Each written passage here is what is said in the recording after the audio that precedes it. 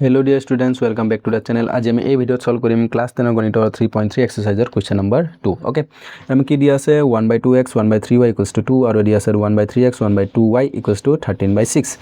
तो ये যদি আমি ভালকৈ চাওঁ ইয়াটো 1/x আছে ইয়াটো 1/x আছে যদি তুমি ভাঙি চাওঁ 1/2x আছে এটো যদি ভাঙিলে কি হ'ব 1/2 পূৰণ 1/x এনেকুৱা ধৰণৰ হ'ব তো ইয়াটো 1/x আছে এটো ভাঙিলে 1/3 পূৰণ 1/x হ'ব তো ইয়াটো 1/x আছে ইয়াটো 1/x আছে ইয়াটো 1/y আছে ইয়াটো 1/y আছে তো আমি 1/x আৰু 1/y টো a আৰু b বুলি ধৰিব লাগিব যেহেতু আমাৰ কি হয় চলকবোৰ হৰত দিয়া আছে যদি চলকবোৰ হৰত থাকে তলত থাকে তেতিয়া আমি সিধাই আমি আগত যেনেকৈ অংকটো অপনন পদ্ধতি বা প্ৰতিস্থাপন পদ্ধতিতে কৰিছিলো তেনেকৈ আমি সলভ কৰিব নোৱাৰিম ওকে তো আমি প্ৰথমতে a আৰু b বুলি আৰু দুটা আমি এক্সট্ৰা চলক আমি ধৰি ল'ব লাগিব ওকে তো কোৱেশ্চন নম্বৰ 9 ৰ 2 ওকে এটো আমাক সমীকৰণ দিয়া আছে তো আমি ধৰি লম ধৰা হল কি ধৰিম 1/x মানে আমি ধৰি লম a और 1/y মানে আমি ধৰি লম b ওকে তো এটা আমি এক নম্বৰ সমীকৰণৰ পৰা কি পাম এটা যদি আমি চাওঁ এটা আমি কি কৰিম এটো আমি এবাৰ ভাঙি চাওঁ কেনেকুৱা ধৰণৰ সমীকৰণটো হ'ব তো 1/2x আছিল তো এটো যদি আমি ভাঙো 1/2 পূৰণ 1/x হ'ব ওকে এটো যদি আমি চাওঁ 1/2 মানে 1/2 আৰু 1/x মানে মই কি লিখিব পাৰো 1/x মানে মই a লিখিছিলে তো এটো হ'ব আমাৰ a তো এটো যদি মই পূৰণ কৰো a/2 মানে সহগ বিলাক তলত আহিব আগত ইয়াৰ আগৰ প্ৰশ্ন পূৰণ হৈ আছিল এটা আমাৰ আহিব তলত আহি যাব তলত সহগ বিলাক তলত তো a/2 টাইপৰ হৈ যাব তেন্তে এটো আমাৰ কি হৈ যাব x থাকিলে a/2 প্লাস তেনে এটো আমাৰ কি হ'ব y মানে b হয় তো b/3 সমান কি হ'ব খুফালে আমাৰ আছে 2 তো এটো হ'ব 2 তো আমি এটো সিধাই আমি 3 নম্বৰ নাম নিদিও আমি যেটো ভগ্নাংশ হৈ আছে তো লসাগু আগত আমি লৈ লওঁ 2 আৰু 3 লসাগু হ'ব 6 তো 2 এৰে 6 যাব 3 বাৰ ওপৰত a আছে তো হ'ব 3 * a 3a 3 এ যাব 6 দুবাৰ আৰু ওপৰত b আছে তো 2 * b 2b আৰু ইফালে গ'ল আমাৰ খুফালে 2 তো 6 টো এটা গোটেইখিনি তলত আছে তো ইফালে আমি খুফালে লৈ যাব পাৰিম পূৰণ হৰণ হৈ আছে খুফালে গ'লে পূৰণ হ'ব তো পূৰণ হলে আমাৰ কিমান হৈ যাব এটো হৈ যাব 6 * 12 ওকে তো এটা আমি ধৰিম এতিয়া 3 নম্বৰ সমীকৰণ আকৌ যদি আমি চাওঁ 2 নম্বৰ সমীকৰণৰ পৰা আমি কি পাম এটো হ'ব আমাৰ 3/a মাইনাস আছিল না প্লাস আছিল 3/a और प्लस this আছিল 2/b সমান কিমান হ'ব 13/6 ওকে এটো কেনেকৈ হ'ব এটো আমি সাইডত ভাঙি পেলাই চাইছিলো সেই কাৰণে আমি কি লিখিছো সহগবিলাক তলত লিখিছো তো একবাৰ আমি এনেকৈ ভাঙি পেলাই চাম নহলে আমি গম নাপাম কিটা আমি পূৰণ কৰি দিব পাৰো পূৰণ কৰিলে এটো ভুল হৈ যাব যেহেতু আমাৰ এটো হৰত আহি আছে সো সৰি তো মই উল্টা কৰি লিখিলো এৰ সহগবোৰ তলত লিখিব লাগিছিল a/3 প্লাস এটো আছিল b/2 সমান 13/6 ওকে এটো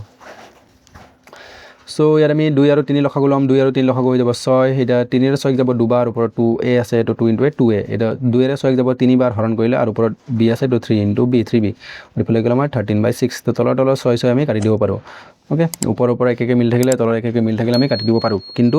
শৰ্টত হল যোগ বিয়োগ হৈ থাকিব নালাগে ওকে পূৰণ হলে আমি কাটি দিব পাৰিম তো এটো হ'ব আমাৰ 2a + 3b সমান হৈ গ'ল আমাৰ 13 এটো আমি কিমান নম্বৰ বুলি ধৰিলাম এটো হল আমাৰ ধৰিলাম 4 নম্বৰ সমীকৰণ তো ইয়াৰে আমি যদি চাওঁ 3a আছে 2a আছে 2b আছে 3b আছে তো নাই মিলা আমি পূৰণ কৰিব লাগিব হয়নে তো আমি লগতে আমি বিয়োগ কৰিব লাগিব 3 ৰ পৰা আমি বিয়োগ কৰিম 4 নম্বৰ সমীকৰণ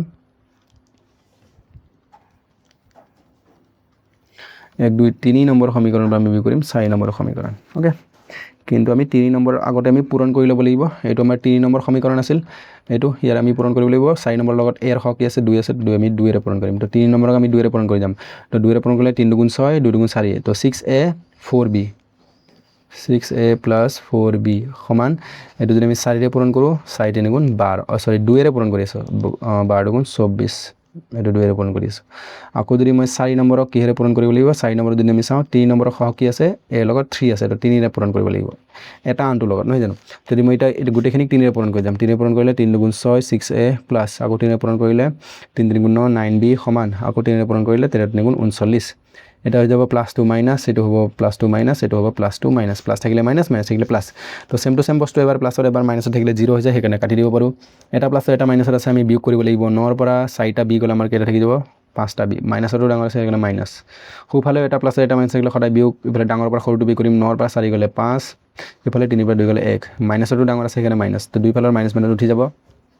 b সমান ইফালে থাকিব 15 যেটো 5 টো এর পূৰণ হৈ আছে খুফালে আহিলে হৰত আহি যাব তো 5 এৰে 15 কেবাৰ 5 * 3 = 15 তো এৰ পৰা আমি b ৰ মান কিমান পালো b ৰ মান পালো আমি কিমান 3 ওকে এটা আকৌ b ৰ মান পাতি দিম আমি কত পাতিম 1 আৰু 2 ত নাপাতো কিয় কাৰণ x y আছে আমি a b থকাহে কৰি আছো 3 বা আমি 4 ত পাতিব পাৰো ওকে তো b ৰ মান আমি পাতি দিম 3 ত তো আমি লিখিম বিৰ মান 3 পাতি পাওঁ এতিয়া বা বিৰ মান 1 2 3 পাতি পাওঁ ওকে আমি 3 নম্বৰ সমীকৰণটো লিখি লম 3 নম্বৰ সমীকৰণটো আমাক কি দিয়া আছে 3 নম্বৰটো দিয়া আছে এইটো 3a + 2b = 12 3a + 2b = 12 এইটো 3 মানে 3a মানে a প্লাস b ৰ মান 3 আছিল 2 পূৰণ b মানে আমি পাতিম 3 আৰু সমান হৈ গ'ল 12 ওকে তো 3a মানে 3a প্লাস এটো হৈ যাব 3 দুগুণ 6 আৰু ইফালে খুফালে আছে 12 6 টো ইটা ইফালে আমাৰ কি হৈছে যোগ হৈ আছে খুফালে গলে আমি কি কৰিব লাগিব বিয়োগ 12 - 6 তো কি হৈ যাব এতিয়া 3 টো ইয়াত পূৰণ হৈ আছিল খুফালে হলে হৰত হৈ যাব তো 12 পৰা 6 গলে 6 থাকিব 3 ৰে আমি 6 কেবাৰ কাটিব পাৰো দুবাৰ 3 দুগুণ 6 এটাকে এৰ মান আমি কিমান পালো 2 পালো কিন্তু a আৰু b ৰ মান আমাক ওলাব দিয়া নাছিল আমাক যেহেতু x y থকা আমাক কি দিয়া আছিল বহুপদ দিয়া আছিল তো আমি x y সৰি সমীকৰণ দিয়া আছিল তো তাৰ পৰা আমি কি কৰিব লাগিব x y ৰ মানটো আমি ওলাব লাগিব তো এতিয়া আমি কি কৰিম নাও এতিয়া আমি কিবা ধৰি লৈছিলো 1/x মানে আমি কিবা ধৰিছিলো a ধৰিছিলো সো 1/x মানে আমি কি ধৰিছিলো a আৰু 1/y মানে b ধৰিছিল তো আমি হেতু পাতিম এটা 1/x মানে a এটা 1/x a মানে কিমান পাইছো 2 তো আমি পাতিম 2 এটা যদি আমি কৰো এটাকে এটো x ৰ মানলৈ উল্টাই দিও তো x টো উল্টি গল তো 2 টো উল্টি যাব 1/2 তো ইফালে যদি আমি চাও 1/y মানে আমি ধৰিছিলো b ধৰিছিলো এটা 1/y মানে b মানে কিমান পাইছো আমি ইয়াত b ৰ মান কিমান পাইছো 3 তো আমি পাতি দিম 3 তো এটো উল্টাই দিলে হৈ যাব y এটো উল্টি যাব ইফালেও তেনে হৈ যাব 1/3 ওকে তো হৈ গল পালো আমি आंसर কিমান পালো 1/2 আৰু 1/3 এটো হ'ব আমাৰ নিৰ্ণায়ক সমাধান